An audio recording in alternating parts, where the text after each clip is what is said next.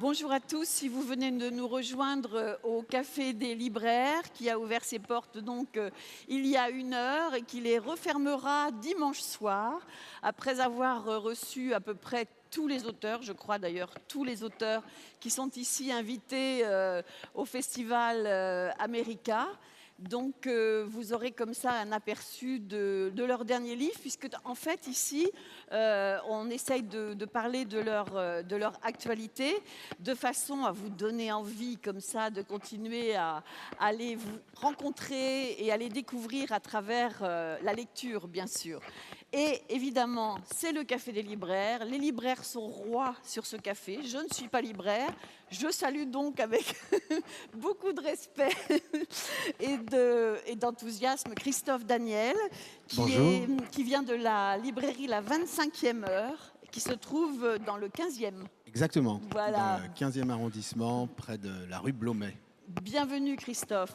Alors Merci. Christophe a lu tous les livres des auteurs qui sont ici présents, je vais vous les présenter. Tout de suite à côté de lui se trouve Francisco Goldman. Voilà, Francisco Goldman que je vais vous présenter un petit peu plus précisément tout à l'heure. À côté de lui, celui qui va interpréter pour 2 auteurs à la fois. Donc c'est un challenge. Bravo, Eric Elk. Merci Eric d'être ici aussi. À côté d'Eric Elk, vous connaissez peut-être ou vous reconnaissez peut-être Gary Shteyngart, voilà, qui est juste à côté de moi. Ça me fait un peu peur d'ailleurs parce que vous savez que c'est quelqu'un d'un peu particulier. Hein. Et puis, à ma gauche, Ron Hansen. Enchanté. Oui, bonjour et bienvenue. Jocelyne Bourbonnière qui va faire l'interprète pour 2 auteurs, elle aussi. Et Jocelyne, c'est une habituée du Festival America depuis ses débuts. Hein. Et puis, à côté de Jocelyne Bourbonnière, un monsieur qui est très impressionnant par sa stature et par son écriture. D'ailleurs, vous allez le découvrir, il s'appelle Thomas King. Voilà. Alors, je pense qu'on va commencer tout de suite. Je ne sais pas, moi je pense qu'on va peut-être commencer justement par Thomas King, si tu es d'accord, Christophe. Ah ben avec plaisir. Hein, voilà. Alors, Thomas King est issu d'un père... Alors, je tiens à vous dire qu'on fait les biographies, on n'a pas le temps de parler avec eux avant les plateaux, donc quelquefois il y a des erreurs. Et ils ont le droit de nous dire « ça, c'est pas vrai ». Voilà, je prends mes précautions à l'avance. Thomas King est issu d'un père cherokee et d'une mère d'origine grecque. Il est né à Sacramento, en Californie. Il a fait des études de littérature. Il a travaillé comme photographe journaliste en Australie et en Nouvelle-Zélande. Et pendant quelques années, il a participé au programme des études autochtones américaines de l'Université de Minnesota. Et puis maintenant, il enseigne à l'université de Guelph, en Ontario, c'est cela ? Je ne dis pas de bêtises pour le moment. Il a écrit des romans, des nouvelles, des livres destinés aux enfants, des essais et des poèmes. Il a aussi écrit des scripts pour la télévision, des séries pour la radio. Et pour son œuvre littéraire, il a reçu le prix national d'excellence décerné aux Autochtones en 2003 et l'Ordre du Canada en 2004. L'herbe verte, l'eau vive est considéré comme l'un des romans canadiens contemporains les plus importants et c'est celui dont nous allons parler aujourd'hui. Et je précise tout de suite que L'herbe verte, l'eau vive, qui est paru chez Albin Michel, a été traduit par Hugues Leroy. C'est toujours important de donner le nom des traducteurs, bien sûr. Alors, mon cher Christophe, un petit résumé du livre ? C'est pas facile, hein ? C'est pas facile, parce que s'il y a des romans facilement résumables, ouais. celui de Thomas King, c'est une gageure. Ouais. Disons simplement peut-être qu'on suit 5 personnages principaux qui sont tous des Indiens Blackfoot. Il y a d'abord, l'action se passe à Blossom au Canada. On suit Alberta qui est enseignante à l'université. Une femme entre 2 hommes. Une femme entre 2 hommes avec un désir très fort d'avoir un enfant. Malheureusement, elle ne sait pas trop avec lequel de ces 2 hommes elle aimerait l'avoir. Et si elle veut bien avoir un enfant, elle n'est pas tout à fait prête pour avoir un mari. Donc voilà, c'est un petit peu la vie sentimentale compliquée d'Alberta qu'on suit. Ces 2 hommes, ce sont Lionel, qui est un modeste vendeur de télévision, Et l'autre est Charlie, un avocat plutôt ambitieux. Alors, à côté de ces trois personnages, il y a aussi Latisha, la sœur de Lionel.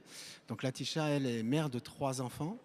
Elle tient un restaurant qui est un petit peu le rendez-vous incontournable des touristes en mal d'exotisme. C'est le Dead Dog Café. Dead Où, Dog Café. entre autres, on est censé servir de la viande de chien, ce qui fait une attraction absolument extraordinaire. À côté de Latisha, il y a aussi Eli, l'oncle. Alors Eli, lui, après avoir être parti à la ville et enseigné à l'université, est revenu vivre dans la maison de sa maman décédée. Et il se bat depuis des années contre la mise en application d'un barrage. Voilà, donc on suit ces 5 personnages dans leur quotidien, dans leurs déboires sentimentaux pour certains. Et puis, il y a aussi 4 papis totalement déjantés. Ah qui, oui, 4 papis indiens. Alors, Oui, ils se sont évadés d'un hôpital psychiatrique. Et ces 4 papis se sont fixés une mission, c'est celle de réparer le monde. C'est pas évident. Il y a du boulot. Alors, pour commencer à réparer le monde, ils ont décidé de se focaliser sur Lionel et de commencer à réparer sa vie, qui, à leur avis, en a bien besoin. Voilà. C'est ce que je peux dire en résumé, mais il faut savoir aussi que le roman est ponctué par l'histoire de la création du monde et les différentes versions. Je voudrais dire avant tout que c'est un roman hilarant, très drôle, que j'ai rarement lu des dialogues aussi drôlatiques. À toutes les pages, on se marre, c'est un bonheur de lecture. Et alors, j'ai envie de poser une première question à Thomas King. L'herbe verte, l'eau vive, c'est un peu l'histoire du monde vue par les Indiens ?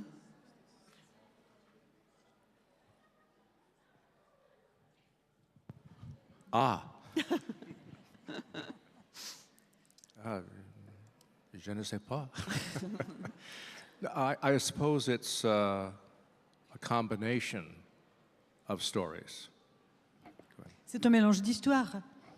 When I was writing the book, I discovered that I wasn't getting any place as long as I stayed with a Christian version of the creation of the world. Quand j'écrivais le livre, je trouvais que je n'avançais à rien dans la mesure où je me focalisais sur une version chrétienne de la création du monde. And one day I woke up and I said to myself, why am I doing this? Because I have another version that I can work with too. Et un jour, je me suis réveillée et je me suis demandé pourquoi j'insistais sur cette histoire de la création du monde quand j'avais d'autres versions à donner également, non pas uniquement une seule version. And when I said that to myself, the world opened up, the world of the novel opened up for me. Et c'est là que j'ai découvert ces horizons très vastes dans mon roman, c'est-à-dire que ça m'a ouvert le monde du roman, de ce roman. And I no longer had to contain myself within that world that we normally believe we work in. I had a much wider world to work in for the fiction. Et comme ça, je n'étais pas obligée de me limiter à ce monde, celui que nous connaissons, et ça m'ouvrait des portes pour le roman, pour écrire sur un monde beaucoup plus vaste que celui que nous connaissons dans notre environnement immédiat. And away I went. Et je me suis lancée. Alors, les personnages, les 4 personnages dont on ne sait pas s'ils existent vraiment. On ne sait pas si ce sont des fous évadés, enfin ça, Ouais. si on le sait, mais Si on le est-ce qu'ils sait. ont des pouvoirs magiques ? Est-ce qu'ils sont des vrais sages, en somme ? Et ils portent des noms Et tout alors à voilà, fait ils portent des particuliers. noms totalement improbables. Il y a Ismaël, il y a Robinson Crusoe, Œil de Faucon et le cow-boy masqué. solitaire. Le cow-boy masqué. Le cow-boy masqué, pardon. Et je voulais savoir, qu'est-ce qui vous a fait choisir ces noms de baptême et à quoi font-ils référence ? Well, those characters are characters from Western fiction. Ce sont des personnages des séries western. And there's no guarantee that they're men. Et en fait, rien ne peut laisser croire dans le roman que ce sont des personnages qui existent vraiment. Matter of fact, there's a sneaking suspicion that they're not. On peut même soupçonner qu'ils ne sont pas vrais. But in order to be seen in the world that we've created, it's easier to be seen if you're a man, you're more visible. Alors c'est plus facile en fait de voir un homme réel, quelqu'un qui existe dans le monde dans lequel nous évoluons. But at the same time, they could be men. I just wouldn't bet on it. C'est peut-être vraiment des hommes, mais je n'en jurerai pas, en fait, je ne parierai pas sur la réalité de ces personnages. So you must make up your own mind. C'est à vous de décider. En tout cas, on peut dire que ces noms-là, bon, Ismaël, c'est tiré de Moby Moby Dick, Dick, bien sûr, Robinson Melville. Crusoe, de Defoe. on l'a reconnu. L'œil de faucon, c'est de Fenimore Cooper. Cooper. Et puis l'autre, on ne sait pas le nom, c'est tiré d'un feuilleton de cinéma. Voilà, je crois alors ça, que nous, enfin, c'est une référence qui qu'on ne nous connaît échappe pas. un petit peu. Voilà. The four characters are doubles. Alors ces 4 personnages sont doubles, en fait, ce sont des sosies. They are a white native combination. C'est une combinaison blanc et autochtone, amérindien. The Lone Ranger Tonto, Ishmael Queequeg, Le cowboy masqué, par exemple, c'est le Lone Ranger en anglais. Il avait son associé qui était indien, Tonto. Et la même chose pour Ishmael, qui avait son partenaire aussi. Donc c'est Hawkeye, Chingachgook, Hawkeye avait Chingachgook. Donc il y a une dualité, en fait. Ils sont toujours à deux. Who's the last one? Lone Ranger, Robinson Hawkeye, Crusoe. Robinson Crusoe and Friday. Robinson Crusoe et Vendredi. These are all white Indian combinations, C'était tout- partnerships. Ces 4 personnages avaient des associés qui étaient des autochtones ou des Amérindiens. So in some ways, it's Indians masquerading as whites, I suppose. Donc ce sont des Indiens qui se font passer pour blancs. Mais alors, tout est affaire de mélange dans ce roman. Il y a effectivement alors ces dualités indien-blanc. Il y a aussi le mélange du sacré et du profane, de la tradition orale avec le récit écrit. Est-ce que vos propres origines, vous êtes issus, comme on l'a dit, de cultures différentes, est-ce que vous pensez que ces origines qui vous sont propres ont un rôle particulier dans votre écriture et dans vos centres d'intérêt à travers le roman? Oh, I suppose in some way. Oui, d'une certaine façon. It's sometimes I think about that, sometimes I don't. When I'm writing, I like to take different angles just to see what the world looks like from those angles. Il y a des fois où j'y pense, mais honnêtement, quand j'écris, j'aime bien explorer divers points de vue. Et donc, j'y pense pas tout le temps, en fait, quand j'écris. So I don't limit myself to that particular duality.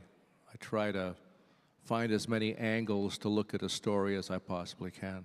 Donc, je ne me limite pas à explorer cette dualité. J'essaie de découvrir d'autres points de vue et des points de vue multiples. It's the angles that make storytelling fun. C'est le point de vue qui est intéressant dans l'écriture, dans la narration. C'est vraiment toute une question de point de vue et c'est ça qui est amusant pour moi.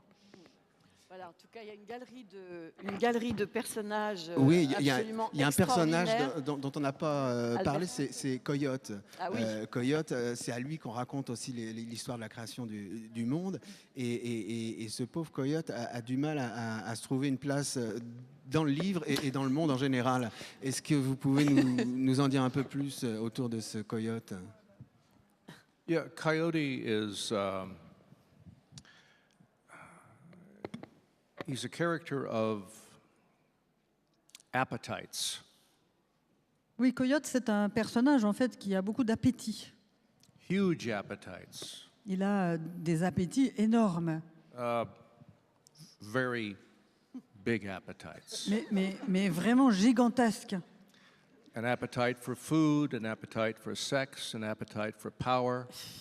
Il a de l'appétit pour ce qui est de manger, pour le sexe, pour le pouvoir. In France, a good appetite for wine. En France, le vin. And these appetites get him into trouble. Et à cause de ses appétits, eh ben, il a souvent des difficultés. as appetites such as this always get you into trouble. Et ce genre d'appétit, ça vous crée beaucoup d'ennuis. And so Coyote goes through the world trying to help, but generally messing things up because he cannot escape his appetites. Et alors, Coyote évolue dans le monde en essayant de régler tous les problèmes du monde, mais il crée plus de problèmes qu'il en résout, en fait, à cause de ses appétits. Effectivement. This Et pour le plus grand plaisir du lecteur. this is fun to watch, but terrifying to be a part of. C'est amusant à voir, mais c'est épouvantable quand on en fait partie, quand on est visé. Voilà. Alors malheureusement, on n'a pas 1 heure avec chacun des auteurs. Hein. On aimerait bien, mais vous les retrouverez beaucoup ailleurs. Là, on vous met un petit peu en appétit quant à leur Oui. livre. Et c'est croustillant. C'est croustillant. C'est le moins qu'on Rouvez-vous puisse sur dire. le livre de Thomas King. C'est vraiment, vous passerez des heures à vous fendre la pêche, si je peux Ouais. me permettre. Alors la littérature, c'est ça, hein, ça nous fait rire parfois, même quand on veut raconter des super tristes histoires d'amour, on y reviendra tout à l'heure, finalement on rit plus qu'on ne pleure. Et puis la littérature, ça nous émeut aussi, et ça nous fait partager des sentiments très forts et très beaux.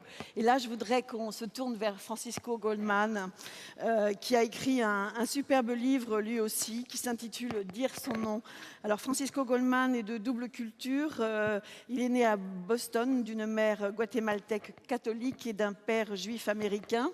Il est romancier, journaliste, professeur de littérature à l'université, auteur de nombreux ouvrages qui ont été primés et traduits dans plusieurs langues.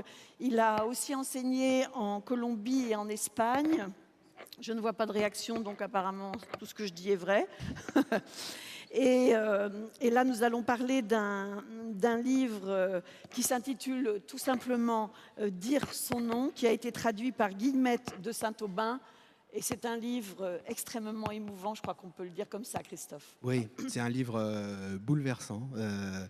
C'est pas un roman, encore qu'on pourra poser la question à Francisco Goldman. En fait, le livre nous raconte la formidable histoire d'amour qu'ont vécu Francisco Goldman et Aura Estrada, sa femme, qui... Voilà, le récit, c'est leur rencontre, leur mariage et la mort accidentelle sur une plage du Mexique d'Aura alors qu'elle avait à peine 30 ans. Alors, c'est un livre qui parle forcément du deuil, du travail de deuil, mais plus qu'un livre autour du deuil, c'est vraiment une célébration d'Aura, de leur histoire d'amour. C'est lumineux, c'est vraiment un texte magnifique et c'est plus un hymne à l'amour qu'un requiem en somme. C'est vrai. Voilà. Tout à fait. Et moi, la première question que j'avais envie de poser à Francisco Goldman, on a l'impression en lisant qu'il y a au moment de l'écrire, un état d'urgence, comme s'il s'agissait d'un acte de survie pour vous, et la volonté de faire revivre Aura à travers une œuvre littéraire. On est très proche du mythe d'Orphée, en somme.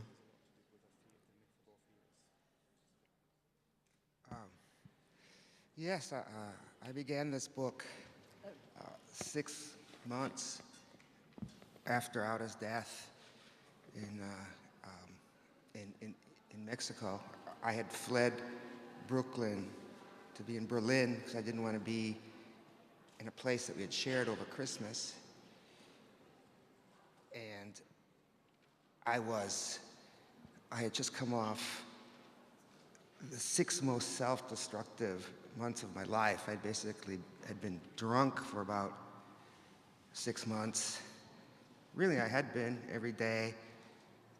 It had culminated at about 5 in the morning a few weeks before, when I was drunk in traffic in New York City and was hit by a car and was told in the hospital that I might die. They thought I was going to have a brain hemorrhage.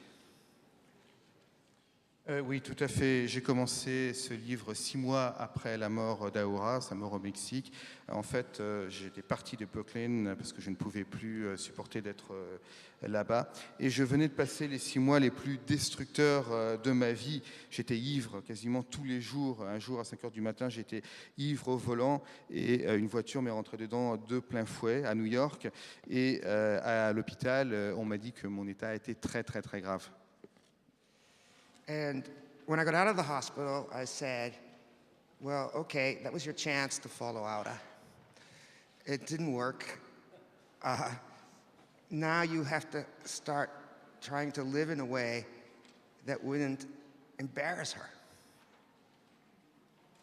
Et quand je suis sorti de l'hôpital, je me suis dit, bon, là, tu as eu ta chance de mourir, ça n'a pas marché, et maintenant il faut que tu vives ta vie de façon à ce que Aura n'ait pas honte de toi. And so I started a book because really that's the only thing I know how to do. I think if I had been a mountain climber, I would have said, now is the moment, to climb Mount Everest. But I'm a writer, and writing is the only way I have to process things. And it was very important to me as I even began the book, because you mentioned you wanted to know why it was a novel. It was very important to me, always from the start, as crazy as I was, that I owed myself and the world a book about Aura, a book that would express the joy of who Aura was. I thought of that a lot just now when Toni Morrison was talking about African American blues and jazz music. And she quoted a line from a song, I lost my baby and I almost lost my life. Very sad words, but the song is joyous. And that expresses, from the start I understood that my book needed to be that way, right? If it was gonna really be about Aura, it was really gonna be a way in my madness of trying to keep her with me. I had to try to create the joy of who she was almost every day. En fait, quand j'ai commencé ce livre, ce qu'il y avait, c'est que c'était la seule chose que je pouvais faire, écrire un livre. Si j'avais été un alpiniste, peut-être que j'aurais fait l'ascension de l'Everest. Mais écrire, c'est la seule chose que je savais faire. Et pour moi, c'était très important de faire ça dès le début. On a dit tout à l'heure que ça n'est pas vraiment un roman, mais pour moi, c'était absolument essentiel d'écrire ce livre sur Aura et sur la joie que c'était d'être avec elle.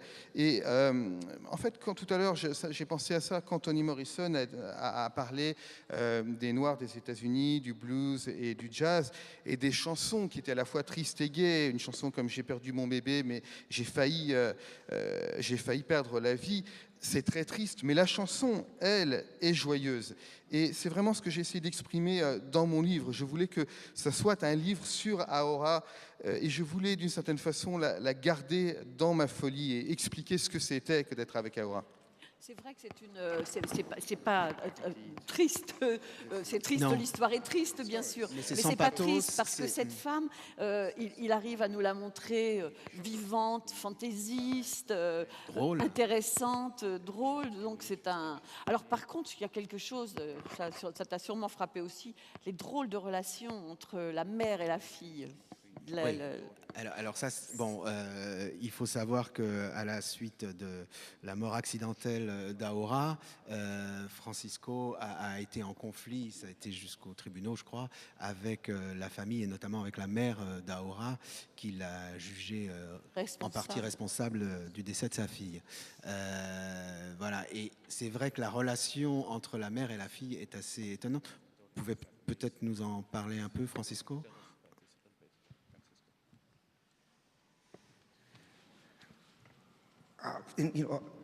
In Aura's life, her relationship with her mother was the most important relationship in her life, at least until she met me, which is where a lot of the conflict came. At the beginning of the book, I call it a love-hate triangle. Aura, myself, and her mother. Aura was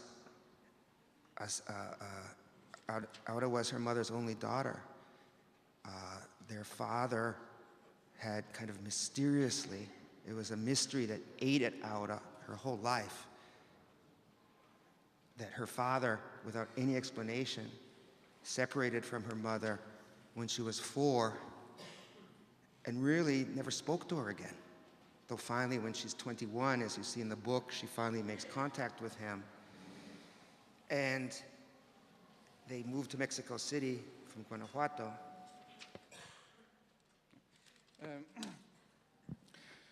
Alors, c'est vrai que la relation d'Aura avec sa mère, quand elle était vivante, était très importante, ainsi que sa relation avec moi. Et d'ailleurs, c'est de là que naît le conflit.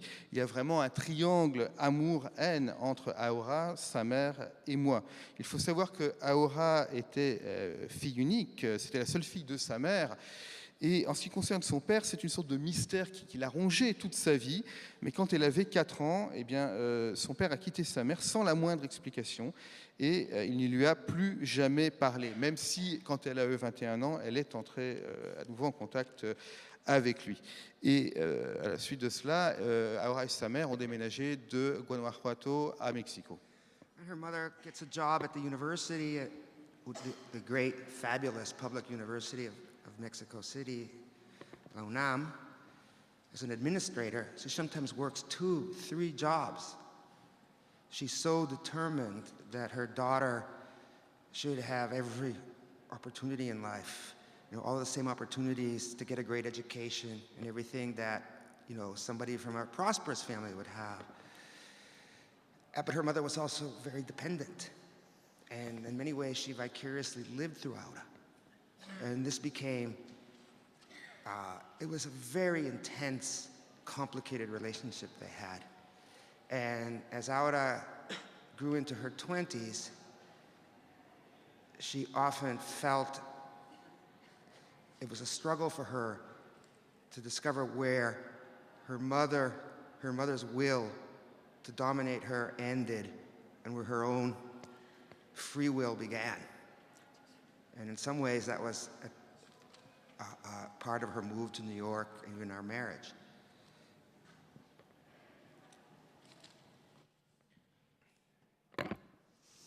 Alors, effectivement, donc, il y a eu ce déménagement et la mère d'Aura a trouvé un travail à l'UNAM, l'Université publique de Mexico. Elle travaillait comme administratrice. En fait, elle cumulait 2 à 3 boulots en même temps parce qu'elle voulait que sa fille ait toutes les opportunités possibles, notamment l'opportunité d'avoir une bonne éducation, toutes les opportunités qu'aurait eu quelqu'un d'une famille aisée. Mais en même temps, la mère d'Aura était dépendante parce que d'une certaine façon, elle vivait à travers sa fille. Et cela, évidemment, rendait la relation extrêmement compliquée. Et quand Aura a commencé à avoir 20, 21, 22 ans, elle a eu du mal à comprendre où terminer la domination de sa mère pour elle et où commencer son propre libre arbitre. And so, just quickly, so when I knew that writing about Aura and her mother was, for me, the biggest challenge in the book. Obviously, I knew I could write with love about Aura, but to me, the real test, not just of me as a writer, but even as a compassionate human being, considering everything that had happened afterwards, was to work very hard to be just with the mother and to compare and to portray the extraordinary love, as tangled as it was, that was in that relationship.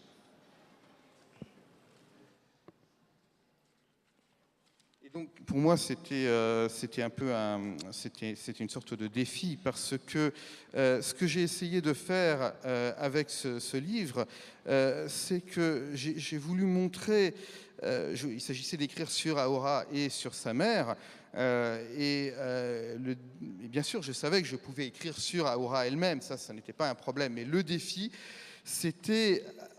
même en tant pas seulement comme écrivain, mais comme être humain qui peut éprouver de la compassion. Et après tout ce qui s'était passé avec sa mère, le défi, c'était d'arriver à être juste par rapport à la mère de Ahura, et de décrire cet amour extraordinaire qu'elle avait pour sa fille, même si c'était un amour extrêmement compliqué.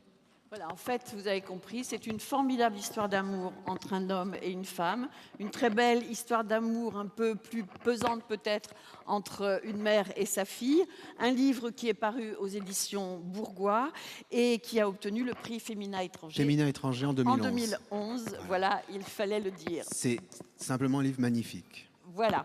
Alors, pour laisser un peu reposer Eric, on va repasser de l'autre côté pour découvrir Ron Hansen. Ron Hansen, qui est né dans le Nebraska. Oui, c'est vrai, qui est l'auteur de plusieurs romans, de nouvelles, d'essais. Vous avez sorti un premier roman en 1979, c'est ça, Desperado? Oui. Déjà consacré à l'univers des westerns. Et puis ensuite, il y a eu l'assassinat de Jesse James par le lâche Robert Ford, et qui a donné lieu à de nombreuses adaptations au cinéma, dont celle dans laquelle Brad Pitt, le beau Brad Pitt, joue le rôle du célèbre hors-la-loi. Voilà. Vous enseignez aujourd'hui les arts et sciences humaines à Santa Clara, en Californie. Oui. Voilà, j'ai tout dit.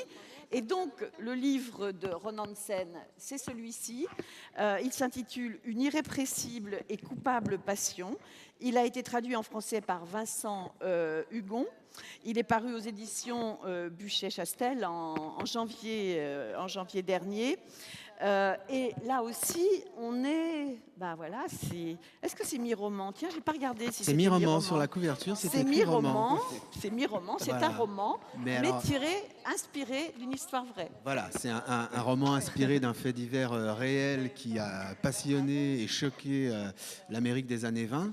Ouais. L'histoire d'une passion adultère entre une jeune femme qui s'appelait Ruth Snyder et Judd Gray. Passion adultère et meurtrière, puisque ça les a conduits au meurtre du mari de Ruth. Et voilà, c'est un livre qui est très documenté, à la fois sur ce qu'on a pu savoir à travers les journaux, la presse de l'époque, du meurtre et de cette passion irrépressible et coupable, mais aussi très documenté pour restituer cette ambiance des années 20 aux États-Unis. J'avais envie de vous poser une question par rapport au sujet que vous avez choisi.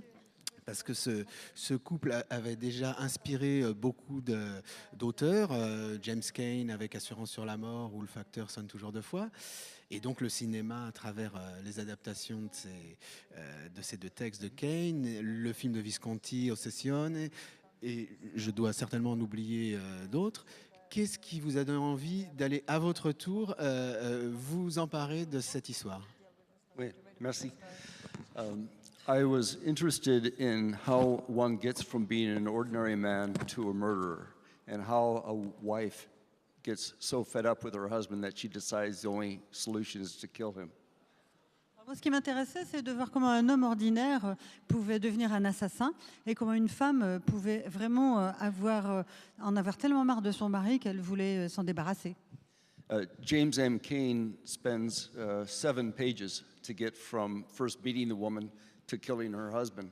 And I spend 140 pages, most of it invented, trying to see the small maneuvers that she uses to lure him into killing the husband. Dans le cas de Ken, seules les 20 premières pages expliquent un petit peu ce qui s'est passé parce qu'il entre tout de suite dans le vif du sujet.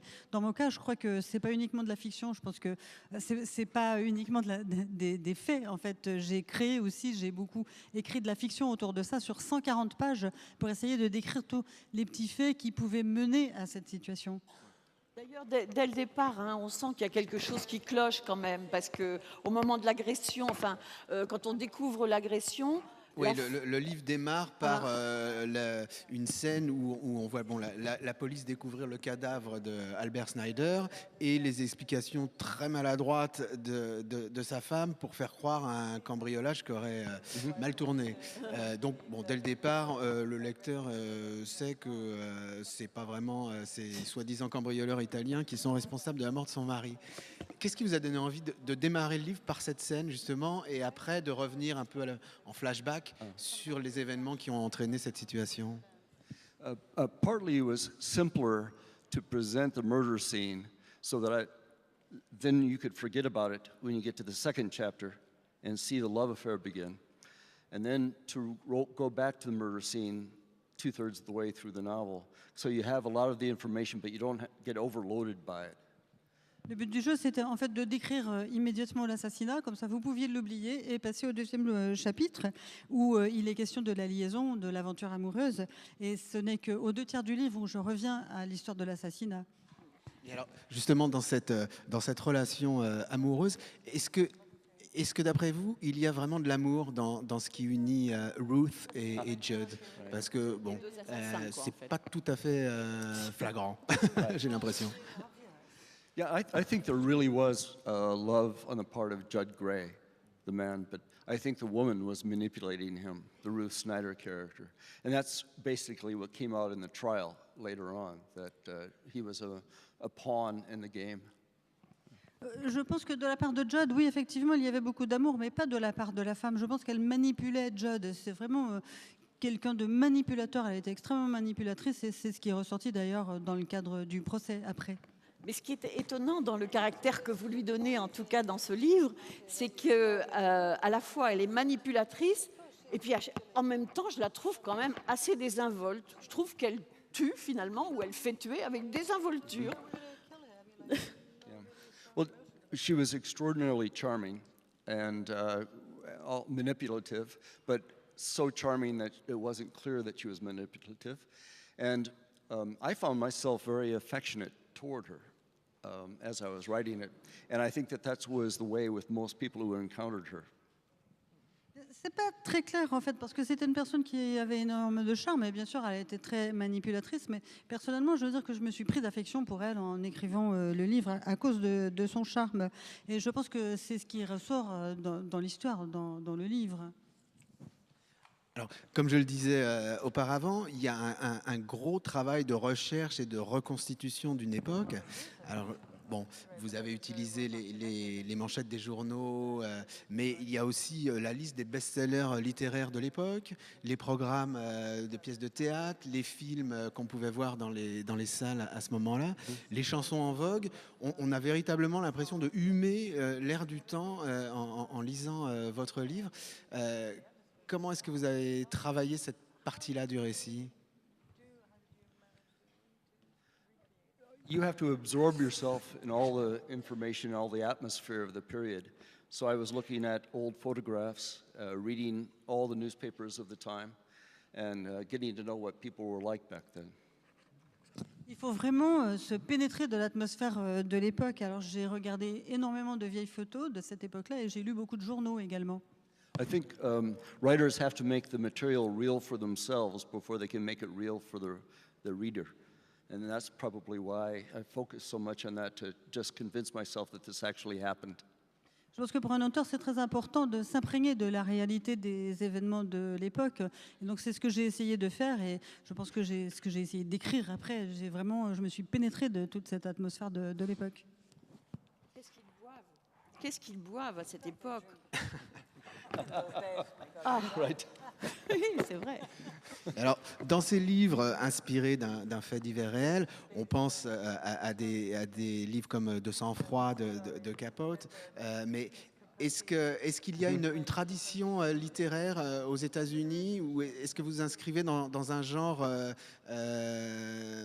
où c'est votre propre choix? No, there is a genre like that. I think it was born out of cinema, where we saw nonfiction books turned into movies, but the movies became more and more fictional. And so we borrowed the technique from cinema, I believe. But of course, Shakespeare was writing historical fiction as well. Nothing takes place within 100 years of when he lived, so he was making up as well. Je pense qu'il y a effectivement une tradition littéraire aux États-Unis, mais cette tradition peut-être nous vient du cinéma, parce que le cinéma a beaucoup montré, il y a eu beaucoup de films de faits sur des cas comme ça de non-fiction, c'est de la non-fiction, mais c'est devenu de la fiction au cinéma. Et je pense que c'est un courant littéraire américain, effectivement, mais n'oublions pas que Shakespeare l'a fait avant nous, parce qu'il y a beaucoup de pièces de Shakespeare qui traitent d'événements qui ont eu lieu 100 ans plus tôt. C'est pas du contemporain, c'est pas l'époque contemporaine de Shakespeare qui est décrite dans ses pièces. Donc il y a cette vieille tradition anglo-saxonne.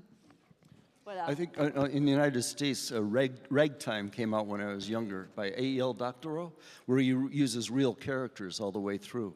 And I think I was fascinated by that technique.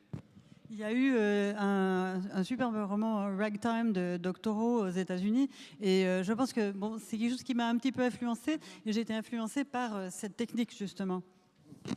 Voilà, là aussi, on a beaucoup apprécié ce livre, cette histoire d'une On le lâche irrépressible pas, hein, de la première à la et dernière coupable page. passion.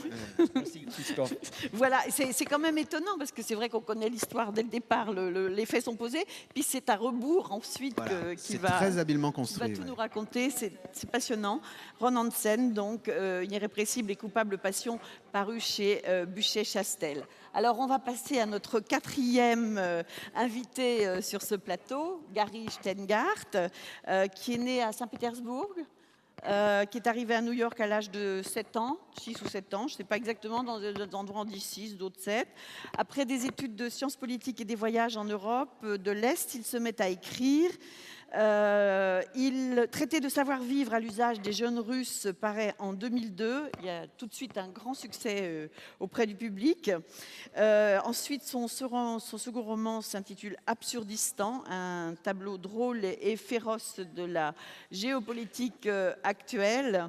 Et puis, ici, on va découvrir je prends le ton de circonstance, une super triste histoire d'amour.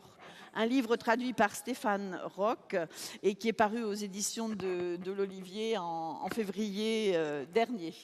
Alors, le décor, mon cher Alors le Christophe. décor, c'est New York dans un futur proche, très proche. Je crois même qu'un jour Gary Shteyngart a dit que ce futur proche pouvait être jeudi prochain. Donc méfions-nous. J'espère pas. Hein. Moi non plus. Donc, un futur proche où l'Amérique est au bord de l'effondrement économique, où la publicité envahit tous les champs de la vie, où tous les citoyens vivent perpétuellement connectés à des smartphones ultra sophistiqués. Les apparats, ouais, je ne donnerai pas tous les détails les informations que peuvent livrer ces apparats. Et alors, dans ce New York cauchemardesque, on trouve Lenny Abramoff qui a 39 ans et qui, lui, est resté attaché à cette culture obsolète du livre papier. Il est fils d'immigrés juifs russes. Et il va tomber amoureux d'une jeune femme plus jeune que lui, Eunice Park, qui, elle, est fille d'immigrés coréens. Voilà, donc c'est cette super triste histoire d'amour qui va nous être racontée, mais c'est aussi une formidable satire politique et sociale du monde actuel, même si on a placé ça dans un futur très proche. Alors, voilà, justement, ma première question, c'est qu'est-ce qui vous a donné envie de placer ce roman dans un futur un petit peu à la Orwell, dans une dystopie à la 84 Well, I think that it's impossible to write about the present because there is no present left. We are all living in the future now. Je pense qu'il est impossible d'écrire à propos du présent parce qu'il ne reste plus de présent. Nous vivons tous déjà dans l'avenir. If you write about 2011, that is already historical fiction. Si vous écrivez sur 2011, c'est déjà de la fiction historique. I wrote this book in 2010. It was published in the United States. Since then, almost everything in the book has happened. J'ai écrit ce livre en 2010, c'est sa date de publication aux États-Unis, et depuis, presque tout ce que j'ai décrit dans le livre s'est réalisé. Parks have been occupied in the United States. The country has almost defaulted on its debt, And in Paris, on the runway shows, there were completely transparent jeans, just like in the book. Il y a eu des parcs occupés, comme je le décris. Les États-Unis ont presque fait défaut sur leurs dettes. Et puis, il y a eu des spectacles de mode où il y avait des jeans quasiment transparents à Paris. J'en ai vu, comme je le décris également. I have come here to see this myself. Et je suis venu ici pour voir ça de mes propres yeux. Oui, mais enfin, les apparats, tels qu'on les voit dans votre livre, ils ne nous donnent pas encore toutes les informations que les vôtres donnent, heureusement d'ailleurs. Well, I think there is going to be a movement to escape technology. Je crois qu'il va y avoir une sorte de tendance de mouvement pour se défaire de la technologie. In California, there is a hotel that charges $1,000 a night. It is made out of cement, and you cannot get any signal on your phone. En Californie, il y a un hôtel où la chambre coûte $1,000 par nuit. C'est un hôtel en ciment et le signal pour les téléphones portables ne passe pas. This is our future. Et ça, c'est notre avenir. Et alors, qu'est-ce que vous avez voulu faire au départ? Une histoire d'amour ou une satire politique? Ou dès le début, ces deux thèmes étaient largement embriqués l'un dans l'autre? I love love. J'adore l'amour. Love. C'est génial. So yes, at first I wanted to do just love.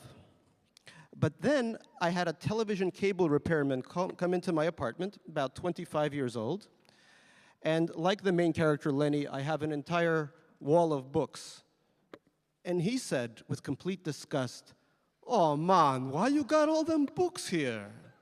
And such a small TV." It was very emasculating. Oui, alors au début, je voulais faire une histoire d'amour. Mais ensuite, il y a un réparateur de TV par câble qui est venu chez moi. Il avait 25 ans. Et ce qu'il faut savoir, c'est que comme Lenny, mon héros, j'ai un mur où il n'y a que des livres. Et il a regardé ça. Il a dit, mais mec, mais pourquoi tu as tous ces vieux livres et pourquoi ta télé est si petite? So I wanted to write a novel where most people, in a society where most people hate books. And I wanted to create a love affair between a man who is 39 years old, short, balding, Jewish, I don't know where I came up with this, and a woman who is completely digital.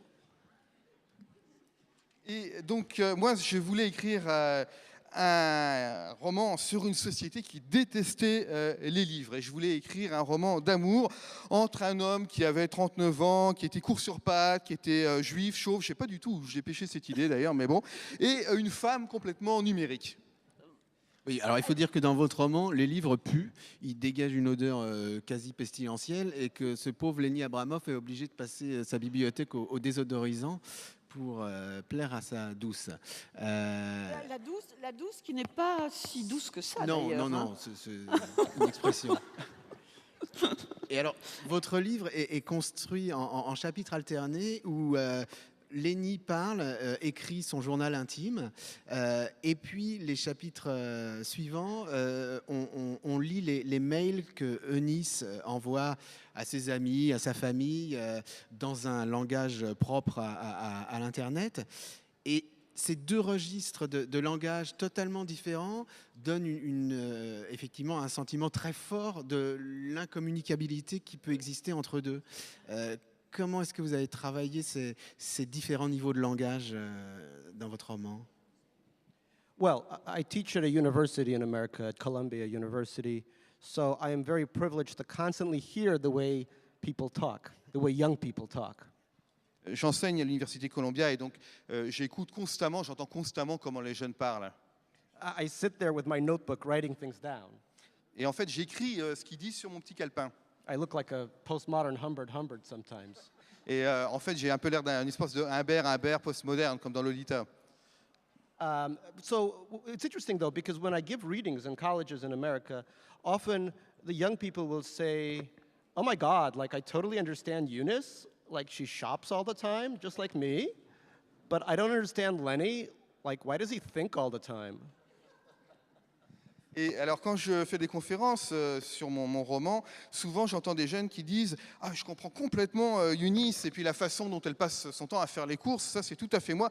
Mais par contre, alors là, Lenny, vraiment, je comprends pas avec tous ces livres. » But my idea when I started writing this book was more 1984 than Brave New World. The Brave New World is a much better novel of ideas, but because there isn't real love between the characters, you can't remember what happened. You can't remember who the characters are. 1984, not such a great novel of ideas, perhaps, as Brave New World, but Julia and Winston are in love, and that's something you can never forget. Et en fait, moi, mon idée, c'était plutôt de faire une sorte de 1984, parce que bon, Le Meilleur des mondes, c'est un excellent roman d'idées, mais il n'y a pas d'amour entre les personnages, et donc on oublie un peu ce qui se passe. Alors que 1984, ce n'est pas un aussi bon roman, peut-être en ce qui concerne les idées, mais Julia et Winston s'aiment, et donc on se souvient de ce qui se passe.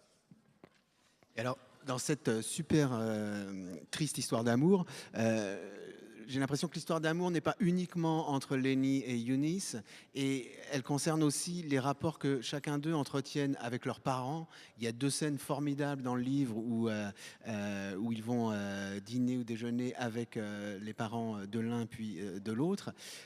C'est aussi cet amour triste et difficile, compliqué, qu'ils entretiennent avec leur famille, avec leur ville aussi, et plus globalement dans leur rapport au monde en général. Well, yes, that's a good understanding of it. I think I needed them both to have very dysfunctional immigrant families, because otherwise, why would Eunice love Lenny at all? Oui, alors effectivement, on peut tout à fait voir ça comme ça. Moi, je voulais que les deux aient une relation tout à fait dysfonctionnelle avec leur famille, parce que sinon, pourquoi est-ce que Eunice irait tomber amoureuse de Lenny? You have this short, bald man with terrible glasses, and then you have this beautiful young Korean woman. Why would she love him? Vous avez ce type petit, avec chauve, avec des grosses lunettes, et puis cette magnifique coréenne. Pourquoi est-ce qu'elle tomberait amoureuse de lui, enfin? So it was like going to a zoo and trying to get a giraffe to have sex with an elephant. Donc, l'idée, c'était comme si vous allez au zoo et vous voulez que la girafe couche avec l'éléphant. It took a lot of work. Il a fallu beaucoup travailler, c'est beaucoup d'efforts. But in the end, I think she does fall in love with him. Because if she doesn't, then it's not super sad. If it's just unrequited love, it's much sadder when they're both in love with each other, and the society that they're in will not let them do that. Mais à la fin, je pense qu'effectivement, Eunice tombe vraiment amoureuse de lui, elle l'aime. D'ailleurs, si ça n'était pas le cas, ça ne serait pas une histoire super triste. C'est beaucoup plus triste si ils s'aiment vraiment et que la société ne les laisse pas développer cet amour. And it's also a love story to New York, at least the New York that I remember growing up in, which was slightly dangerous, but always fascinating. And that's the New York that I miss the most. C'est aussi une histoire d'amour avec New York, en tout cas le New York dont je me souviens et où j'ai grandi. C'était une ville un peu dangereuse, mais toujours fascinante, et c'est une ville qui me manque. Ouais, et là, il y a des moments absolument incroyables quand le héros va chercher Eunice à l'aéroport, on peut même plus approcher de l'aéroport si on n'a pas de billet à 3 km. Enfin, il y a des choses absolument incroyables. Vous avez compris, vous allez beaucoup pleurer en lisant le livre de Gary Shteyngart qui s'intitule donc Super triste histoire d'amour et qui est paru aux éditions de l'Olivier. Alors j'avais juste une dernière question. Est-ce qu'il existe en version e-book?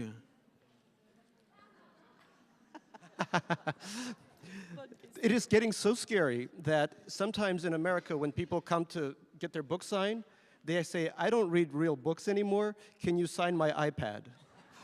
Ça en est arrivé au point où quand les gens viennent me voir pour que je signe leur livre, ils disent en fait je ne lis plus de vrais livres, est-ce que vous pouvez signer mon iPad s'il vous plaît?